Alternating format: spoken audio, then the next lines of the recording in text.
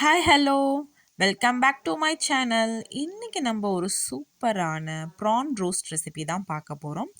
வாங்க எப்படி செய்கிறதுன்னு பார்க்கலாம். சூப்பராக காரசாரமாக டேஸ்ட்டாக இருக்கும். ஒரு பேனில் ஒரு 3 ஸ்பூன் ஆயில் ஊற்றிக்கோங்க. இது ஆஃப் கேஜிக்கான ஆயில் நான் சொல்கிறேன். இது வந்து ஃபுல்லாகவே நம்ம வந்து ஆயிலில் தான் ரோஸ்ட் பண்ண போகிறோம். ஸோ அதனால் 3 டேபிள் ஸ்பூன் ஆயில்.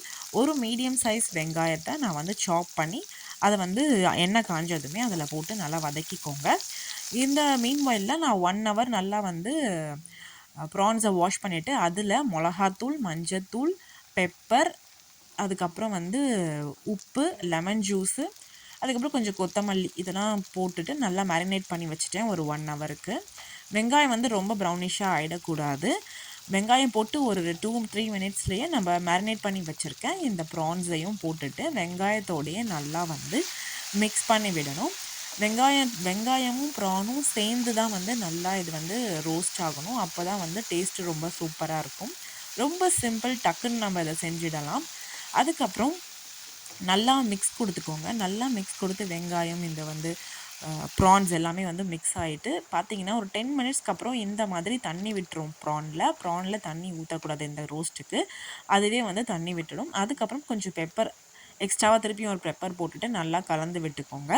நல்லா கலந்துட்டு இன்னும் ஒரு 5 மினிட்ஸ்க்கு அப்புறம் பார்த்திங்கன்னா இந்த மாதிரி நல்லா எண்ணெய் பிரிஞ்சு நல்லா ரோஸ்ட் ஆகிருக்கும். அப்போது ஒரு பச்சை மிளகா 2ஆக கீறி போட்டுக்கோங்க. அதுக்கப்புறம் கருவேப்பிலையும் தூவிட்டு நல்லா ஒரு மிக்ஸ் கொடுத்துட்டு இன்னும் ஒரு 5 மினிட்ஸ் வச்சு எடுத்திங்கன்னா நல்லா இந்த மாதிரி ட்ரை ஆகிடும்.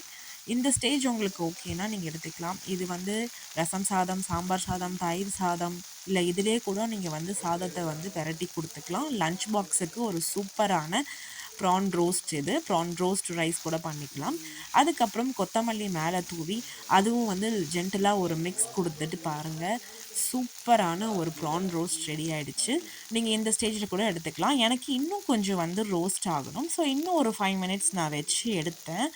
பாருங்கள், அதோட கலரே நல்லா சூப்பராக இருக்குது. நல்லா ப்ரௌனிஷ் ஆகிடுச்சு. இருக்கிற பேலன்ஸ் கொத்தமல்லியும் தூவி நல்லா ஒரு மிக்ஸ் கொடுத்தீங்கன்னா நல்லா வந்து அந்த மசாலாஸ் எல்லாமே வந்து இறால வந்து கோட் ஆகிருக்கும். நீங்கள் எடுத்து சாப்பிடும்போது அவ்வளோ சாஃப்ட் அண்ட் ஸ்பைஸியாக ஜூஸியாக இருக்கும் இந்த ப்ரான்ஸ். நீங்கள் ட்ரை பண்ணி பாருங்கள் இதே மெத்தடில். அதுக்கப்புறம் ரைஸஸ் எல்லாம் கொஞ்சம் மீந்து இருந்துச்சு.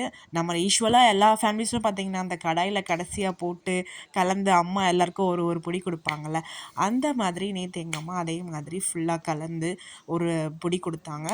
அவ்வளோ ஒரு டேஸ்ட்டாக இருந்துச்சு இந்த கடாய் சோறு.